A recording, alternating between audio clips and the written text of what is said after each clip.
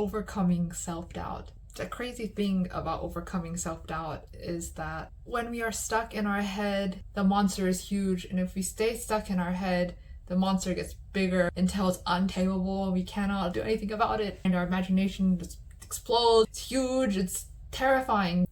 The monster of imagination. I spent hours just thinking about overcoming self-doubt. The one thing that would trump any self-doubt is action. Even though the action sucks, just the fact that you take action, it feels great than to stay stuck. Oh, I can't, and you get smaller and smaller and smaller until your shoulders are up like this and you're like, oh, I can't do anything about it. When you just decide, take action. There are things that we have to think about, acknowledge where you are, acknowledge that you I'm not saying that you I acknowledge it, then I have to challenge it. If I have achievements and qualifications that I can, then great. If I don't have those, I need to work on it. Today, embarrassing story, I put out my application, I got rejected.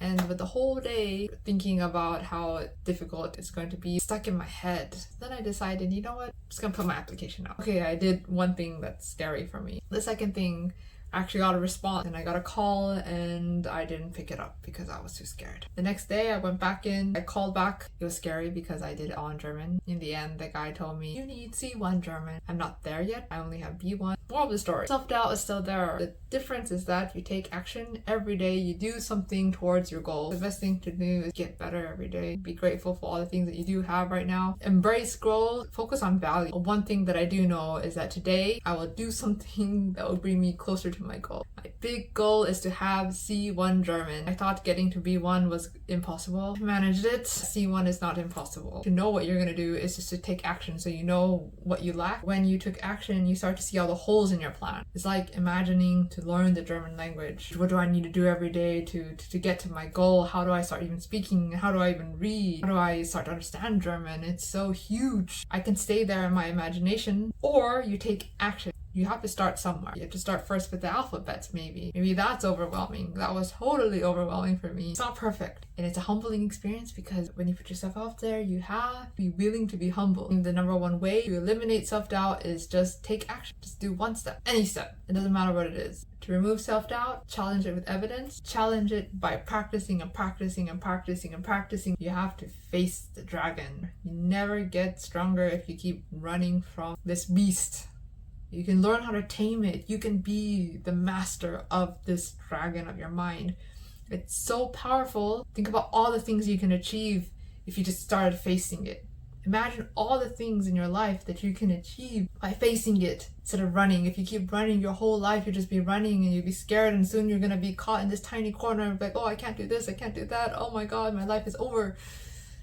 It's only over until you say it's over. Being in a new country, speaking a language you don't know, all those things are overwhelming because you're in the lion's den.